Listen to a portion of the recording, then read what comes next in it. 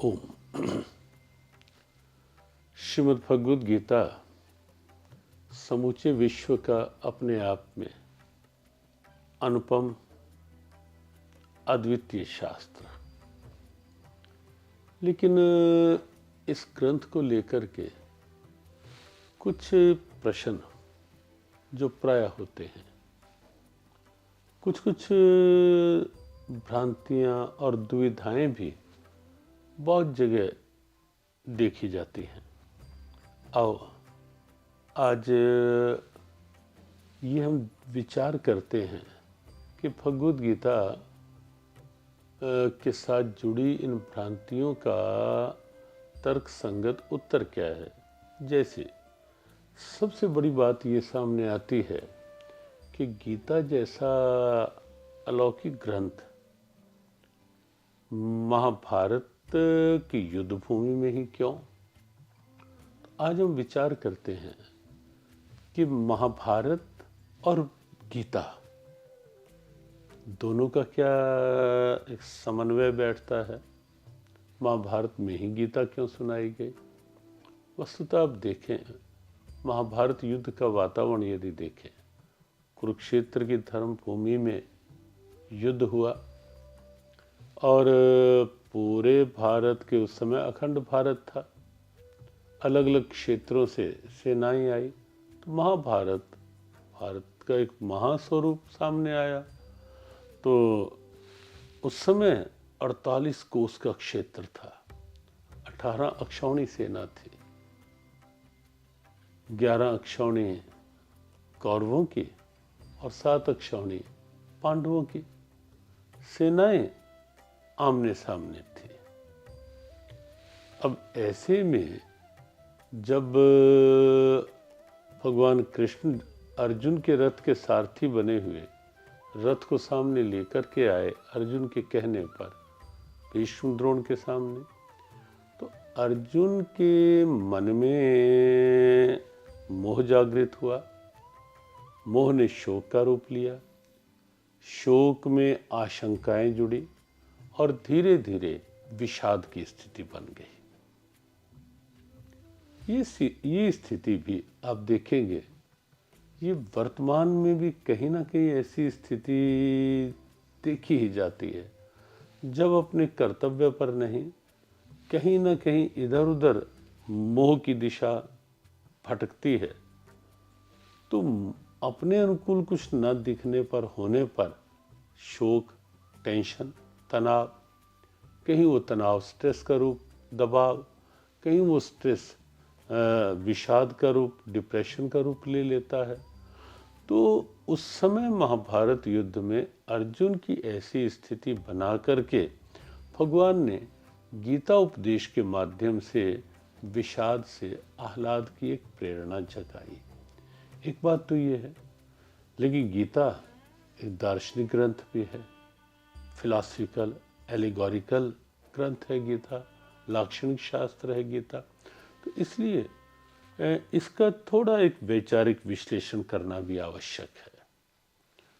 वो ये कि महाभारत केवल तब था ऐसा नहीं, महाभारत तो लगातार है, कहीं शुभ अशुभ में, कहीं अनुकूलताओं प्रतिकूलताओं में, कहीं अच्छे और बुरे में संघर्ष की स्थिति, द्वंद्व की स्थिति। और वहाँ आप उस समय देखें कि कौरव आसुरी संपदा के प्रतीक हैं, पांडव देवी संपदा के प्रतीक हैं। कौरव अशुभता, पांडव शुभता। और ऐसी संघर्ष की स्थिति में जबकि देवी और आसुरी संपदा दोनों आमने सामने हैं, कहीं आसुरी संपदा इतनी हावी ना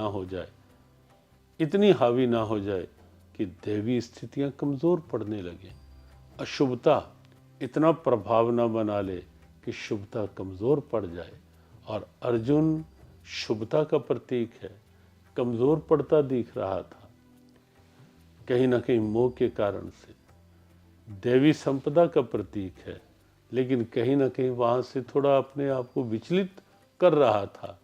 तो ये गलत संकेत जाता कि आसुरी संपदा हावी हो गई, बुराइयां प्रभावी हो गई, तो भगवान कृष्ण ने महाभारत की युद्ध भूमि को चुना, इसीलिए गीता उपदेश देने के लिए। एक और भी कारण है कि वो एक ऐसा समय था जब ऐसा माना जाने लगा था कि ज्ञान की स्थितियां जो हैं वो कहीं हिमालय के शिखरों पर, कहीं कंदराओं में, कहीं एकांत शांत निर्जन स्थलियों में ही ज्ञान की सार्थकता है, ज्ञान की सफलता है, ज्ञान की सिद्धि है।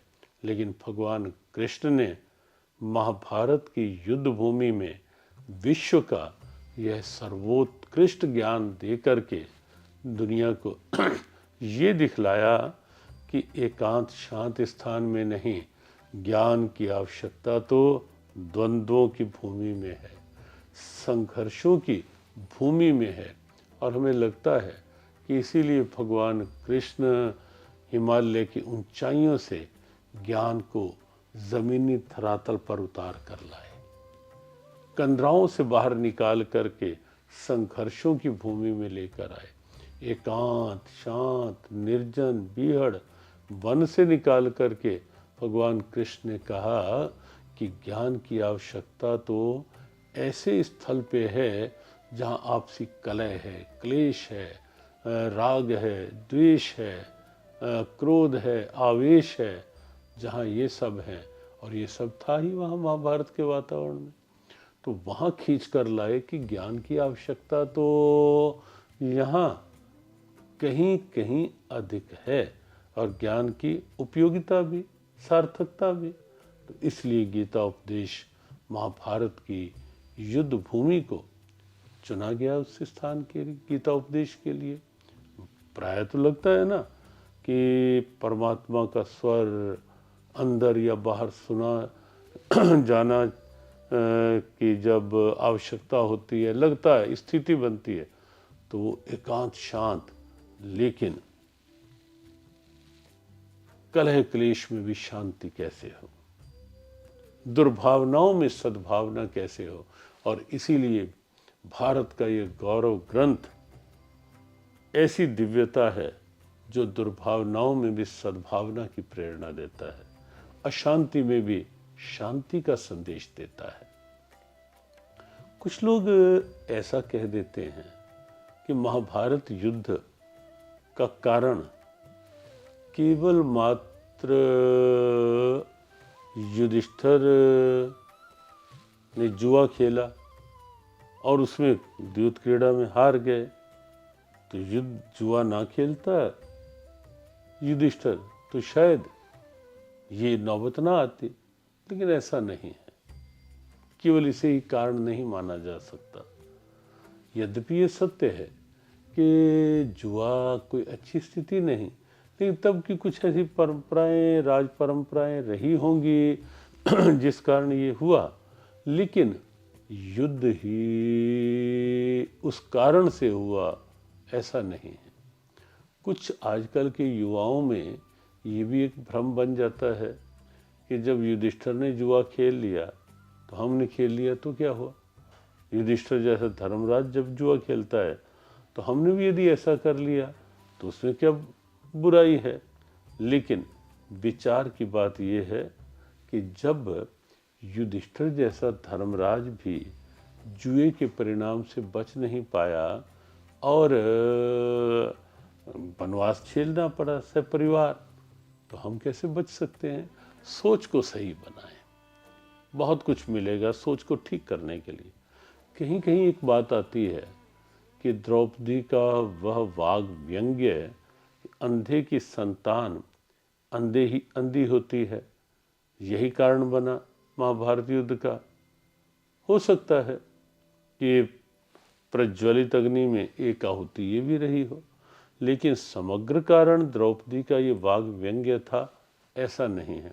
हाँ, एक बात चेतावनी की ये अवश्य है कि शब्द का प्रयोग ध्यान से करना अच्छा रहता है।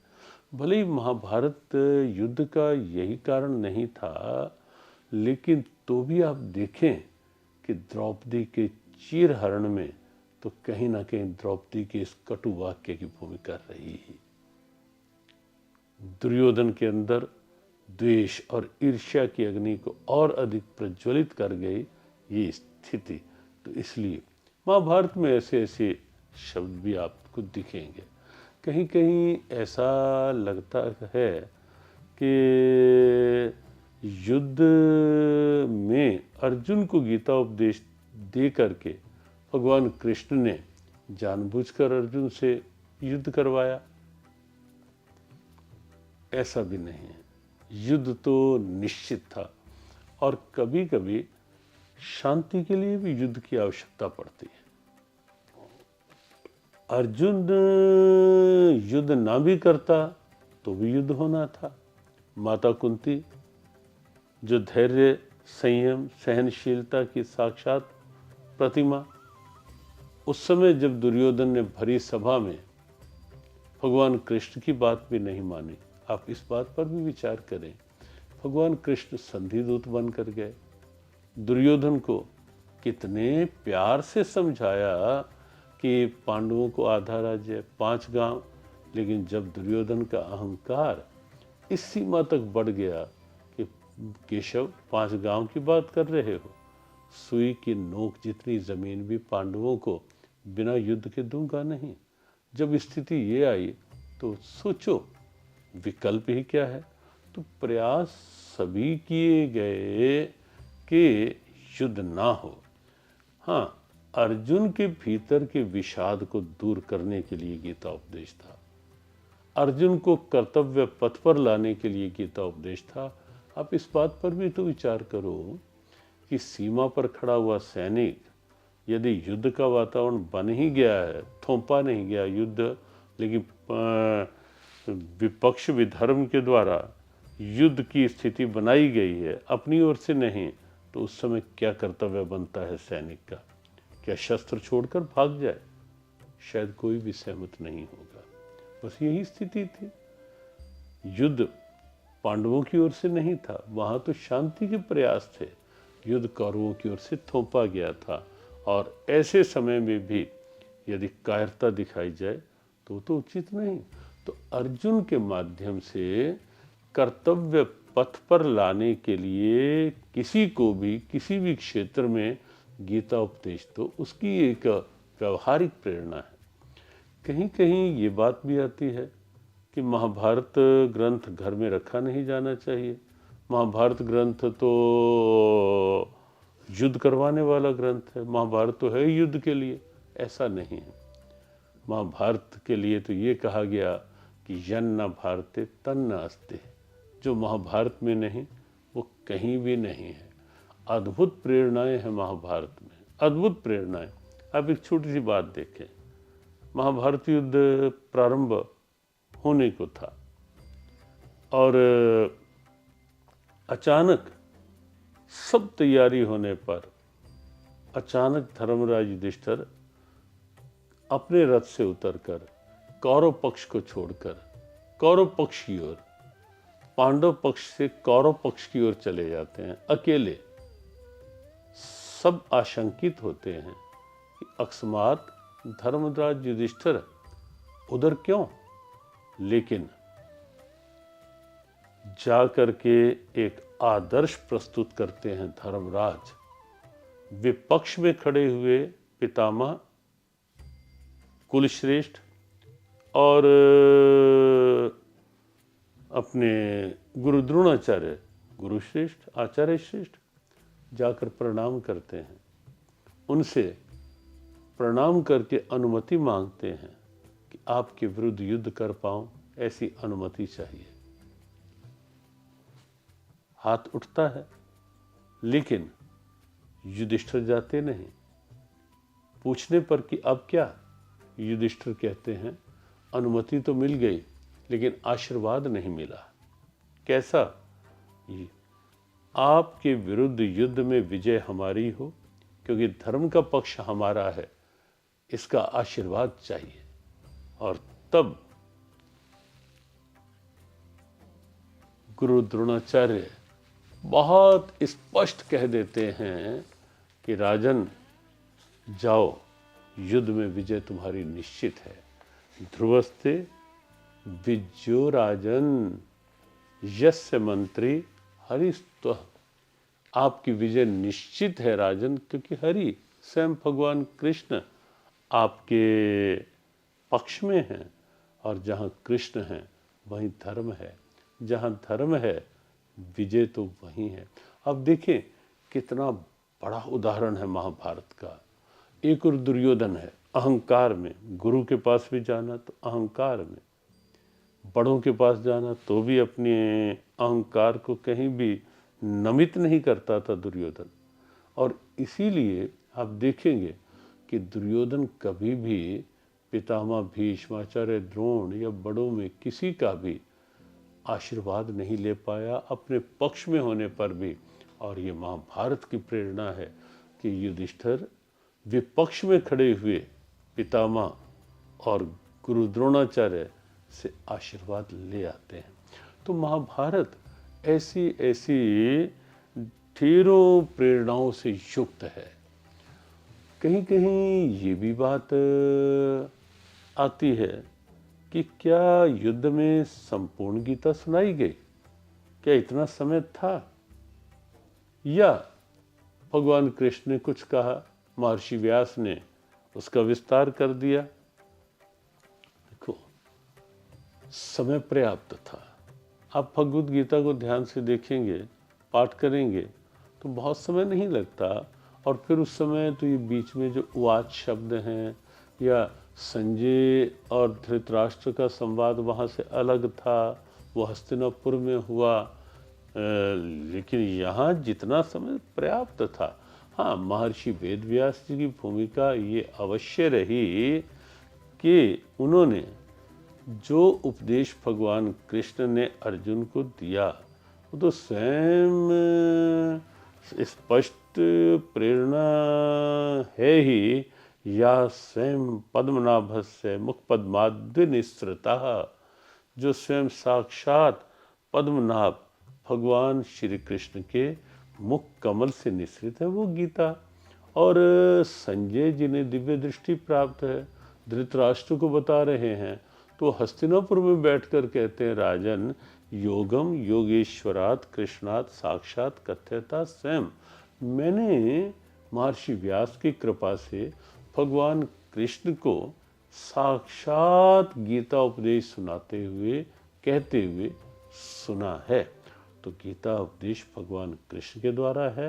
हाँ, महर्षि व्यास के प्रति हम इसलिए सदैव कृतज्ञ रहेंगे, रहना चाहिए कि उन्होंने गीता उपदेश को केवल महाभारत युद्ध की एक घटना तक सीमित न करके महाभारत ग्रंथ के भीष्म पर्व में 25 से 42 तक के अध्यायों में सम्मिलित करके भगवद गीता को एक अमर प्रेरणा बना दिया।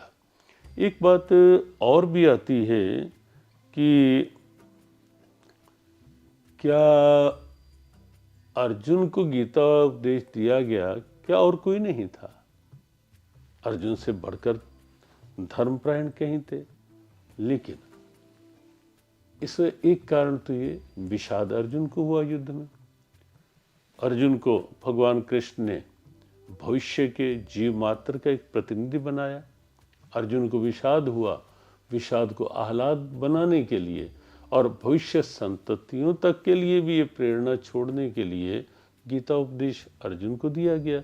और दूसरी बात ये भी, अर्जुन की अनन्यता इसका एक मुख्य कारण थी। अर्जुन हर स्थिति में भगवान कृष्ण के प्रति समर्पित व्यक्तित्व था, हर स्थिति में। बात आई दिव्य अस्त्र शस्त्रों से सज्जित नारायणी सेना या निहत्थे श्री कृष्ण, अर्जुन ने पहले मांगना था, निहत्थे कृष्ण को मांगा। विश्वास था कि कृष्ण साथ हैं तो निश्चित रूप से संघर्षों में विजय हमारी होगी। और इसलिए गीता उपदेश अर्जुन को दिया गया। कुल मिलाकर के सत्य स्थिति यही है कि गीता हमारे लिए है। महाभारत भीतर भी है, बाहर भी है। उन संघर्षों रूपी महाभारत में विचलित ना हो जाए जीव रूपी अर्जुन, उसके लिए भगवद गीता है। उन संघर्षों में कहीं अशुभता शुभता पर हावी ना हो जाए, इसके लिए गीता उपदेश है, महाभारत में दिया गया उपदेश। और इसलिए ये निश्चित समझो, अंदर की महाभारत हो वृत्तियों की, बाहर की महाभारत हो परिस्थितियों की, सफलता का मार्ग, विजय का मार्ग गीता है। और इसीलिए महाभारत में गीता का उपदेश दिया गया, ताकि हम कर्तव्य पथ से विचलित ना हों और कर्तव्य पथ पर ना घबराएं, ना उकताएं, कर्तव्य पथ पर बढ़ते जाएं, गीताबद्ध पथ पर बढ़ते जाएं। आप सबके लिए बहुत बहुत शुभकामनाएं।